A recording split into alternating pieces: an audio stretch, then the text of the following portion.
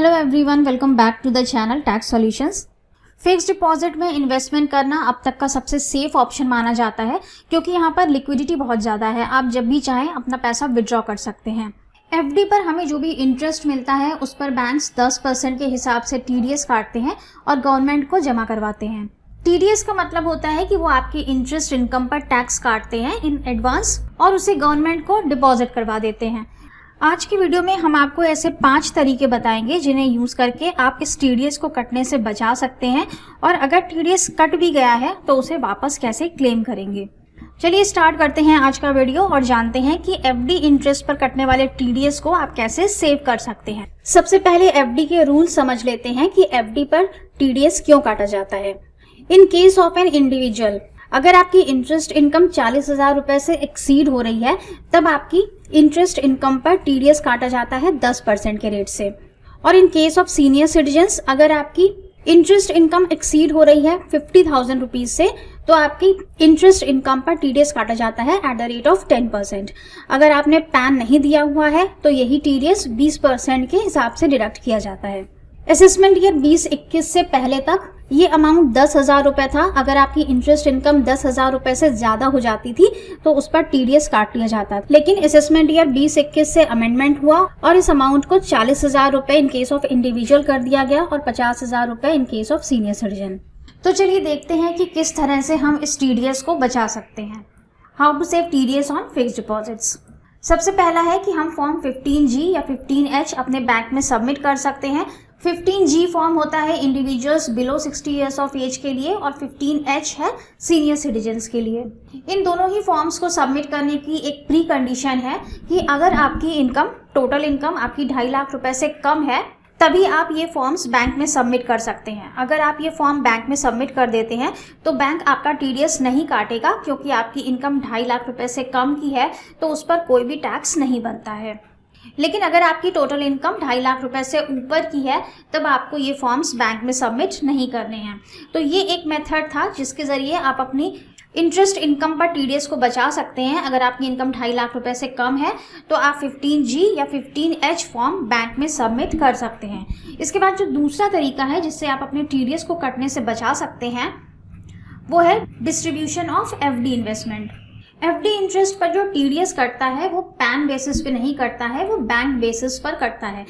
आपके पास जो भी इन्वेस्टमेंट अमाउंट है वो आप अलग अलग बैंक्स में डिपॉजिट करवा सकते हैं। अलग अलग बैंक्स में आप उनकी एफडी बनवा सकते हैं और आपको इस तरह से अमाउंट्स की एफडी बनवानी है कि आपका जो इंटरेस्ट है वो 40,000 रुपए से ऊपर ना जाए, क्योंकि टीडीएस तभी कटता है जब आपकी इंटरेस्ट इनकम 40,000 रुपए से एक्सीड करती है। तो आपको अपने इन्वेस्टमेंट को इस तरह से प्लान करना है कि आपका इंटरेस्ट पूरे साल में 40,000 रुपए से ज़्यादा ना हो। अगर 40,000 रुपए से ज़्यादा हो गया तो उस पर 10% का टीडीएस काट लेगा बैंक और गवर्नमेंट को जमा करवा देगा। तो ये एक दूसरा मेथड था कि आप अपनी एफडीज को डिफरेंट बैंक्स में डिस्ट्रीब्यूट कर सकते हैं जिससे कि उस पर टीडीएस डिडक्ट ना हो। इसके बाद तीसरा मेथड है टाइमिंग द एफडी। आप कौन से महीने में एफडी बनवा रहे हैं ये भी बहुत इंपॉर्टेंट है। अपनी एफडी की टाइमिंग करके आप अपने इंटरेस्ट पर टीडीएस को बचा सकते हैं। जैसे कि अगर आप साल के शुरुआत में अपनी एफडी करवाते हैं तो आपको पूरे साल का इंटरेस्ट वहाँ काउंट हो जाएगा और अगर वो 40,000 रुपए से ज़्यादा का हुआ तो उस पर टीडीएस कट जाएगा। तो बजाय इसके कि आप साल के शुरू में एफडी करवाएं, आप मिड ऑफ द ईयर अपनी एफडी करवाएं। जैसे कि आप सितंबर या अक्टूबर में अगर अपनी एफडी करवाते हैं तो वहाँ पर आपका इंटरेस्ट डिवाइड हो जाता है। उस वाले ईयर में आपको सिर्फ 6 महीने का ही इंटरेस्ट मिलेगा और आपका टीडीएस वहाँ पर सेव हो जाएगा। तो इस तरह से भी आप टीडीएस को सेव कर सकते हैं। अपनी एफडी की टाइमिंग करिए और मिड ऑफ द ईयर अपनी एफडी बनवाइए जिससे कि आपका इंटरेस्ट पोर्शन 2 ईयर्स में डिस्ट्रीब्यूट हो जाता है। इसके बाद है स्प्लिटिंग द एफडी। एफडी को डिफरेंट नेम्स में स्प्लिट करना भी एक बहुत अच्छा तरीका है अपने टीडीएस को सेव करने का। आप कुछ फिक्स्ड डिपॉजिट्स अपने पर्सनल नाम पर करवा सकते हैं और कुछ फिक्स्ड डिपॉजिट्स आप HUF अकाउंट खोलकर भी बनवा सकते हैं। कोई भी व्यक्ति अपने नाम से HUF अकाउंट खुलवा सकता है। उसके लिए HUF का पैन नंबर आपके पास होना चाहिए।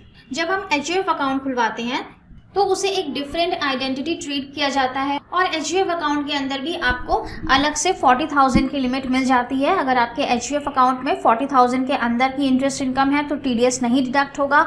और इसी तरह से अगर आपके पर्सनल नेम पर जो FD है उसमें भी अगर आपकी 40,000 रुपए से इंटरेस्ट इनकम एक्सीड नहीं होती है तो आपका TDS डिडक्ट नहीं होगा। तो FD को स्प्लिट करना भी अच्छा तरीका है। आप अपने नाम पर भी FD बनवा सकते हैं और साथ ही आप अपने एक HUF अकाउंट पर भी FD बनवा सकते हैं, जिसके लिए आपको HUF का पैन चाहिए होगा। अब यहाँ पर आपका एक क्वेश्चन आ सकता है कि क्या हम अपने फैमिली मेंबर्स के नाम पर FD को स्प्लिट कर सकते हैं जिनकी की कोई टैक्सेबल इनकम नहीं हो, जैसे कि अपने सन या अपने डॉटर के नाम पर हम FDs को स्प्लिट करवा दें। तो यहाँ पर क्लबिंग के प्रोविजंस एप्लीकेबल हो जाते हैं, क्योंकि अगर हम किसी और फैमिली मेंबर के नाम पर FDs बनवाते हैं तो उस पर होने वाली इंटरेस्ट इनकम उन फैमिली मेंबर्स की नहीं मानी जाती है। उसमें क्लबिंग प्रोविजंस एप्लीकेबल हो जाते हैं और वो आपकी ही इनकम में ऐड हो जाएगी। इसलिए यहाँ पर फैमिली मेंबर्स के नाम पर FD को स्प्लिट करना अच्छा ऑप्शन नहीं है। बजाय इसके अच्छा होगा कि आप एक HUF अकाउंट खुलवाएं और उसमें FD को स्प्लिट कर दें। इसके बाद पांचवा तरीका हो सकता है कि मान लेते हैं कि आपकी इंटरेस्ट इनकम 40,000 रुपए से ज़्यादा की हो गई और बैंक ने आपका TDS काट कर गवर्नमेंट को डिपॉजिट करवा दिया। अब इस केस में आप क्या करेंगे? आपको यहाँ पर सिर्फ अपनी इनकम टैक्स रिटर्न फाइल करनी है और जो भी आपका TDS कटा है उस TDS का आपको रिफंड क्लेम कर लेना है। इनकम टैक्स रिटर्न में अब सब कुछ ऑटो पॉपुलेट होता है, तो आपको इनकम फ्रॉम अदर सोर्सेज के हेड में FD इंटरेस्ट का अमाउंट मिल जाता है जो कि ऑटो पॉपुलेट होकर आता है। इसी तरह से आपकी FD पर जो भी TDS डिडक्ट हुआ होगा वो भी आपके इनकम टैक्स रिटर्न में ऑटो पॉपुलेट होकर आ जाता है कि आपकी FD पर इतना TDS डिडक्ट हुआ है। और अगर आपकी टोटल इनकम पर कोई भी टैक्स नहीं बन रहा है तो ये TDS का अमाउंट आपको रिफंड हो जाता है। तो अपना इनकम टैक्स रिटर्न फाइल करके भी आप इस TDS का रिफंड ले सकते हैं अगर आपकी इंटरेस्ट इनकम पर बैंक ने कोई भी TDS काट लिया। तो ये 5 तरीके थे FD पर TDS को सेव करने के। आई होप कि वीडियो आपके लिए यूजफुल रहा होगा। चैनल को सब्सक्राइब करना मत भूलिएगा, वीडियो को लाइक एंड शेयर कर दीजिएगा। Thank you so much for watching this video. Have a nice day, stay safe and healthy, bye bye.